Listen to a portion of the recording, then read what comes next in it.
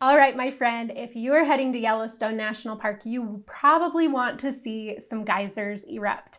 And so today I want to talk you through my 5 favorite geysers in Yellowstone and how to see them.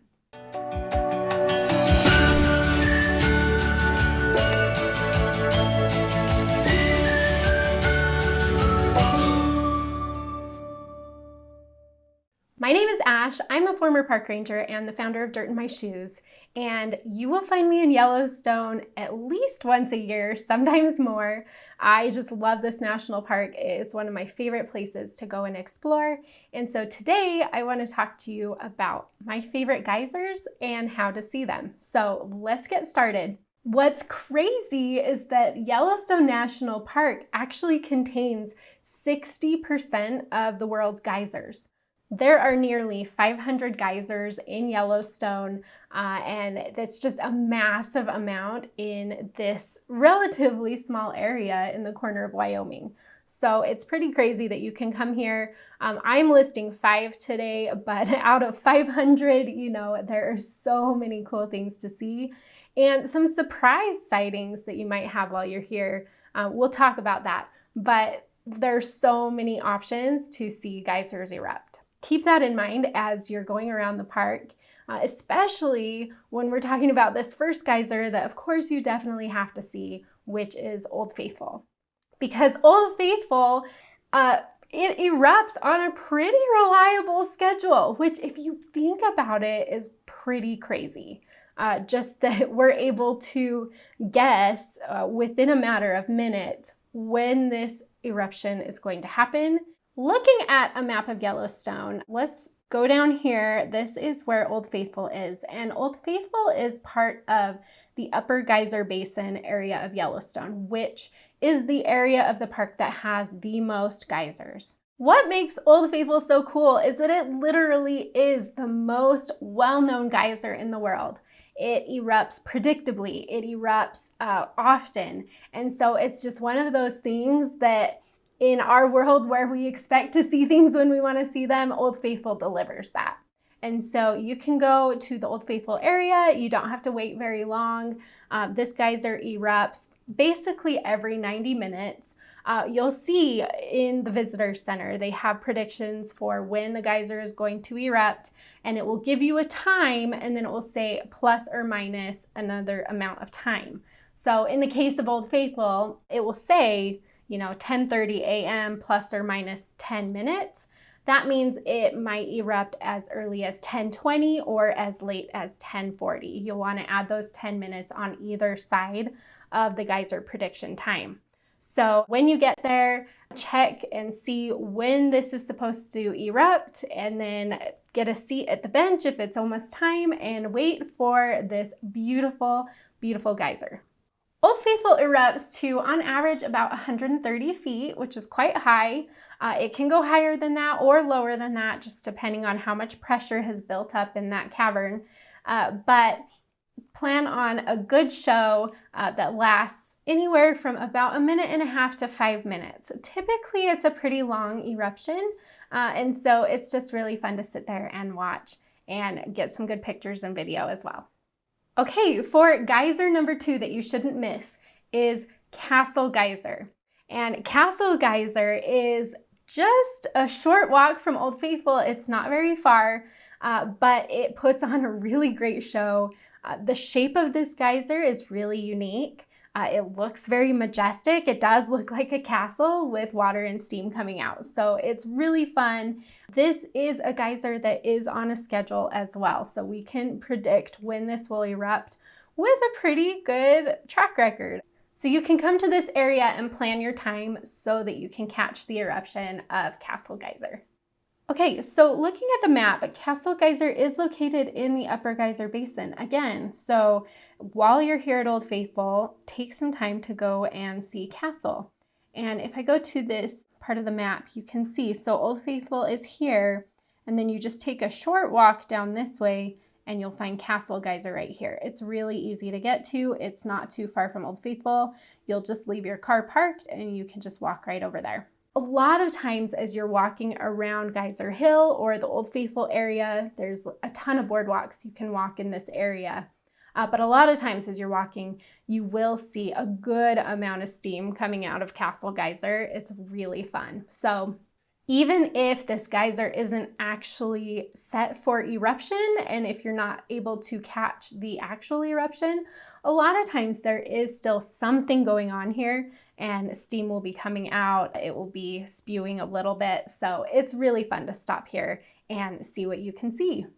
Castle Geyser erupts to about 75 feet, so it is about half the height of Old Faithful. But again, the geyser shape and all the steam and everything makes it really fun to see. I mentioned that Castle Geyser is on a schedule. They do predict when this geyser will erupt.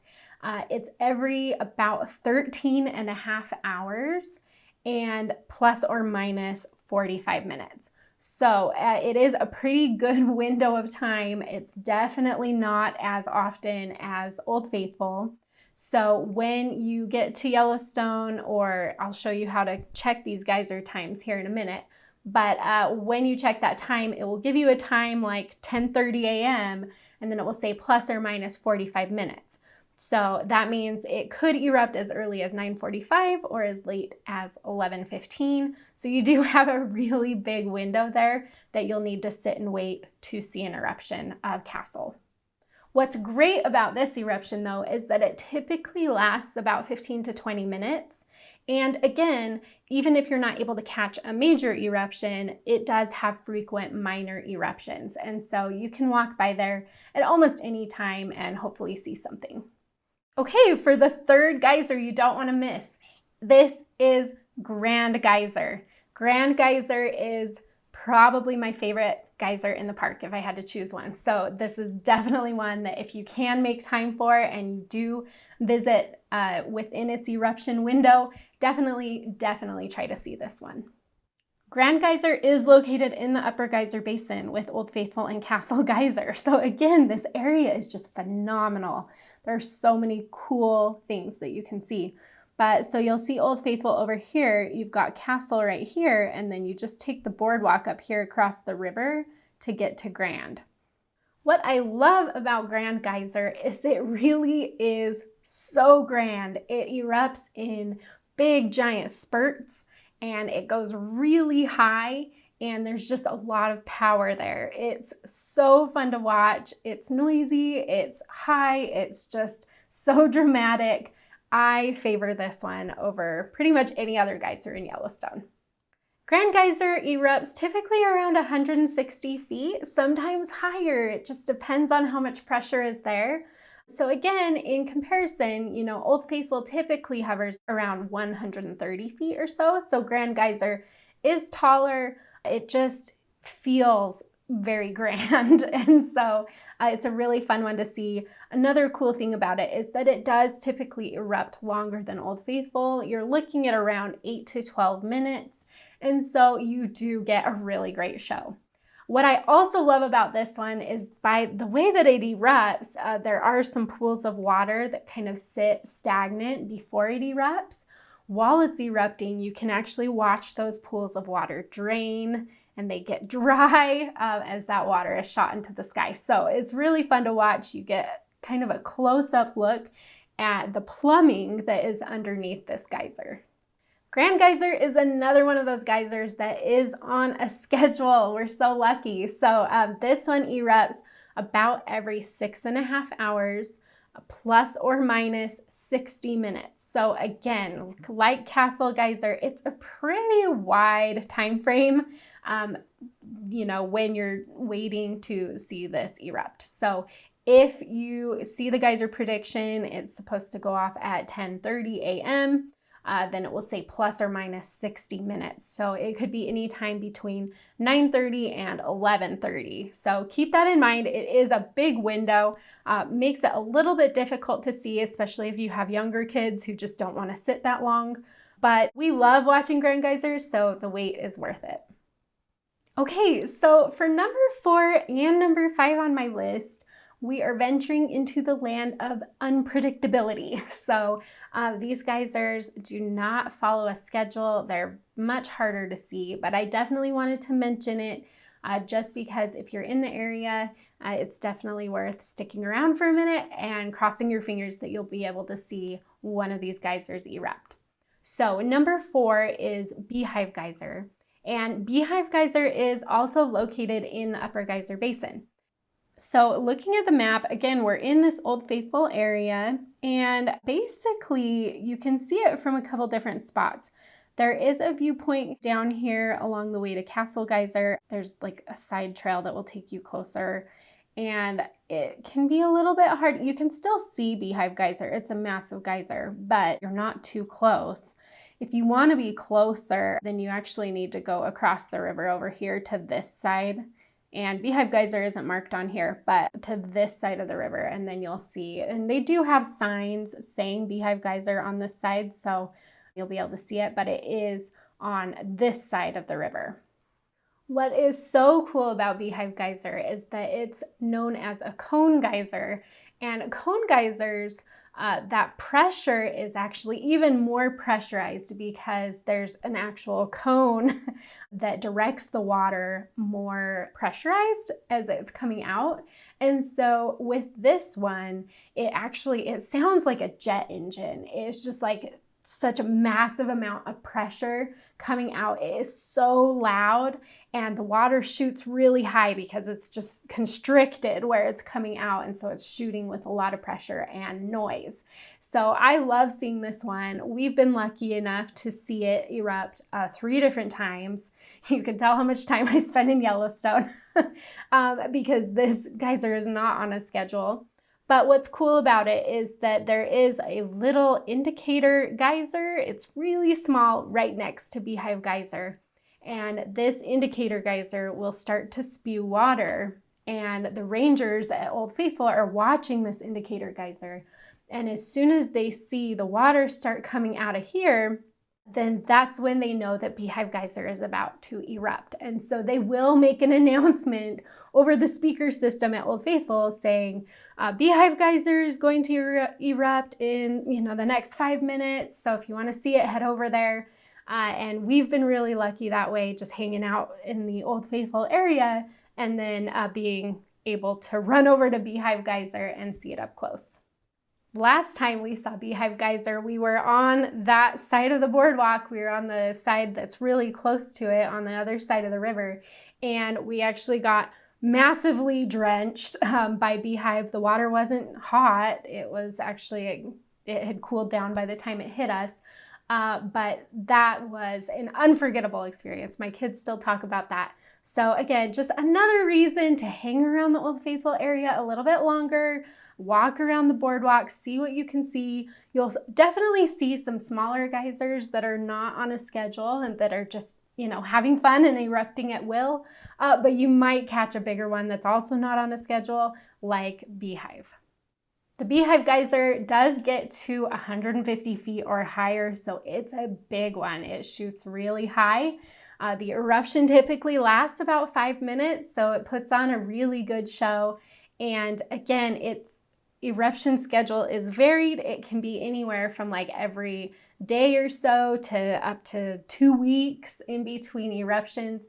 So you can't guarantee you're going to see this one, but definitely stick around and hopefully you will. For the 5th geyser that you definitely want to try to see while you're in Yellowstone, it's Steamboat Geyser. And Steamboat Geyser is the tallest active geyser in the world. So try your luck. Hopefully you'll be able to see this one while you're here. Steamboat Geyser is not located down in this Old Faithful area. It is actually up here at the Norris Geyser Basin, which is right here. And so you'll park here and walk over to this Norris Geyser Basin. Norris is the hottest and oldest part of Yellowstone, and so you'll immediately notice a difference when you get here versus when you've been spending time at the Upper Geyser Basin. The colors are different, things look different. There's just like a ton of steam. You can tell that it's hotter. It does look a lot different than the Upper Geyser Basin. So it's definitely worth a stop just in and of itself. But this area also contains Steamboat Geyser.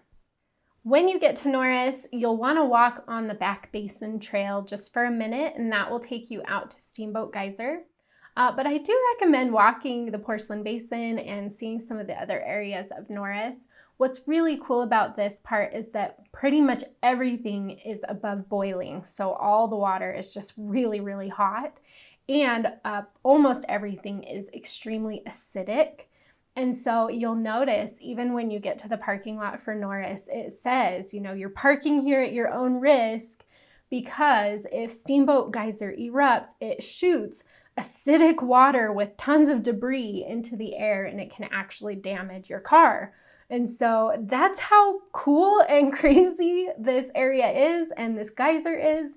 And so you will want to keep that in mind, but hopefully you will get to see an eruption while you're there. Steamboat shoots 300 feet, sometimes even higher, but on average it's about 300 feet, which, if you'll remember, Old Faithful is about 130 feet. So it is massive. It's a huge eruption. Again, this is the world's tallest active geyser. And so if you're lucky enough to see it, you will just see a massive explosion of water while you're here. This geyser, unfortunately, is very unpredictable. It's gone even stretches of like 50 years between eruptions. Over the last few years, it has erupted more and more, with closer to about 50 times per year.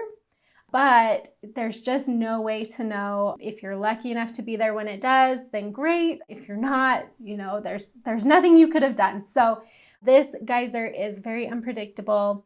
It does erupt in its water phase for about 40 minutes, so that's quite long. If it does erupt, hopefully you'll have time to get over there and see it. But it also stays in its steam phase, which is just massive and massive amounts of steam coming out for up to several days. And so if you're lucky enough to be here when it erupts, you do have some time to get over there and hopefully catch the eruption. Good luck. I hope that you're able to see it. I'm going to keep trying. I will never give up until I actually see it in person. Okay, I just wanted to mention a couple more places where you might want to go to see some geysers.